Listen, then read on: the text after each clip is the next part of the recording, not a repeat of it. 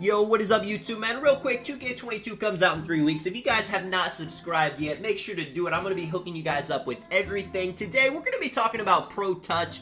It gives an additional boost for timing layups good, and you see when you really go into it. Gives you a shot boost for slightly early, slightly late. Basically, if you time the shot good, it's going to give you a boost. Now, that works for layups, it works for standing layups, but the main thing we're talking about today is it works for post hooks. So layups like this, you know, you're going to make these most of the time, but post hooks is really where Pro Touch really becomes overpowered, and it's a big reason that you couldn't guard post scores, post hooks in general on NBA 2K21. I got a couple of gameplays of me on my post score on the 1v1 court, and this might not be a huge thing in NBA 2K22. If you guys have not heard, shot aiming will not be in NBA 2K22.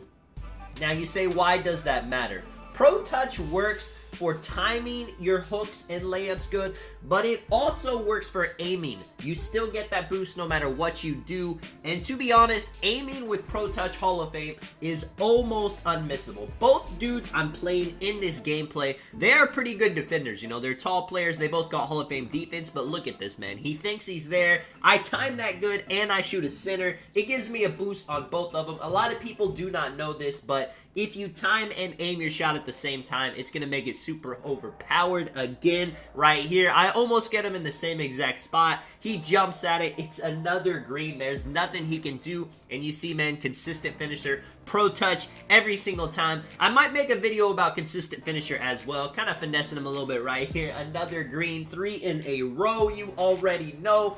And if you don't have Pro Touch and Consistent Finisher on, those definitely are the two main post-score badges that you need. It's not like this. It doesn't feel as overpowered. You can't green as many shots, and you can't hit as many whites. But honestly, once I got Pro Touch, it was completely over. I mean, I'm doing this against players that play stage. They kind of know how to guard this. Imagine if you're just chilling in the park, or even if you're playing stage 2s where people aren't really adept at guarding post scores.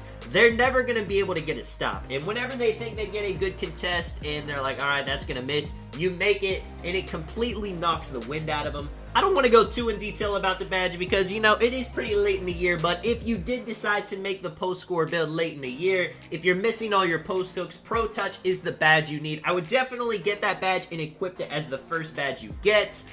Especially if you're somebody that does post hooks. And also, you can time them, but aiming is going to be a lot more effective. Enjoy that now, because in NBA 2K22, there's going to be no aiming. It's going to be very interesting to see how that switches the meta for post scores, because this year, aiming post hooks was overpowered, but timing them, you know, it was good, but it wasn't great. You would still miss a lot of shots. We'll see if post fades come back. We'll see if it's more of a drop step or post spin meta. Right here, man, this guy, he could just not get any stops, bullying him in the paint. I really enjoyed playing on a post score after the patch. As you guys know, earlier in the year, you could honestly just sit at the free throw line, shoot a post hook, and it would go in every single time. They definitely did make it take more skill now. Except when you get post-scoring takeover. If you get post-scoring takeover, throw skill out the way, you can just hit a drop step. It's going to knock them out of the way. It doesn't matter if they're 7'3". It doesn't matter if they're Yao Ming. They're not going to be able to stop you. But nowadays, and it was kind of always my playstyle, you have to be pretty close to the basket to actually get a good post hook release. You see right here, I'm on an 8-game streak, just going crazy. Playing another paint beast right here. This guy dancing it up. I'll try to cut this video up. I didn't want to show any cuts in the first video, just because, you know, people be thinking that YouTubers are trying to hide their misses, hide their mistakes, and sometimes that is true, but I'm not really that person. I like to show you guys that people miss, people make, people have good games, people have bad games, and especially when I'm making a video about a specific badge, I gotta show you guys the good and the bad. Right here, getting into position, use a little bit of back down punisher, post spin technician. It is so tough for people to stop me from getting into the paint. Zia slightly right, slightly early, just great release, great aim all around. This guy thinks he's going to get another contact dunk, as he did for the first 4 points. Doesn't happen. You got to peep what I do right here, man. I'm being patient. I'm backing down. I'm in position. He thinks I'm going to hook right now. I wait a second. second. I go to the left shoulder move, get a wide open hook, man. It is beautiful. That is the skillful stuff that I'm hoping we see more in NBA 2K22, and it might just be, you know, forced upon us. If there's no overpowered post move and the people have no choice but to learn how to be, you know, kind of a finesse post scorer right there. See, he just gets off position right there. I end up throwing a self lob. Throwing self-lobs on the 1v1 court is definitely something they gotta remove as well. If you guys didn't know, there was a huge dribble glitch on this court to where if you picked up your dribble, you could kind of just pick it back up because of the alley-oop glitch to yourself right here. Another great post hook, man. What more can you say? There's nothing he can do. Pro touch is overpowered. Post hooks are overpowered. Playing on a post score is overpowered. Post spin, he's giving me all he's got now, though. He's trying to get a stop. Shift a little bit. He jumps. He thinks he's got it. He doesn't got it. Bang. 12-4.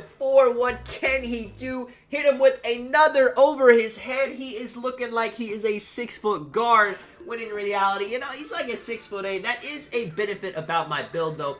Being 7'1", all the meta centers are about 6'8", 6'9", and they look so small compared to me on the 1v1 court. Now, if we're playing threes, they are going to destroy me with their speed, and you see he's always going to be contact dunking on me, no matter how tall I am. But on the 1v1 court, this is definitely my court. That speed doesn't mean anything. You're not going to get a contact dunk every time. You see, slightly right there, he's aiming his layups. He's definitely got Pro Touch on as well. It's not just a post score badge. Pro Touch definitely works well for layups too, timing or aiming. I'm trying to get stops right here, finally getting the ball into my hands, and you're going to see right here, he reaches, and that was probably not the right move. It's very difficult for me to get the ball, you know, back to the three-point line to get the red line to go away. I'm not going to have very much time, but whenever he resets me, I'm going to have energy. You see, he flops. He knows he messed up. Run right in for the dunk. He's got one last chance to get a stop, and even though he gave me that freebie right there, he did not give up. He got his glass cleaning takeover. It's a lot harder to get position once he's got this badge, but I do end up getting it right here. Throw it over his head. Bang, man. Let me know if you guys enjoyed the video, man. This is Tonic. I will catch you guys in the next one. I'm out. Peace.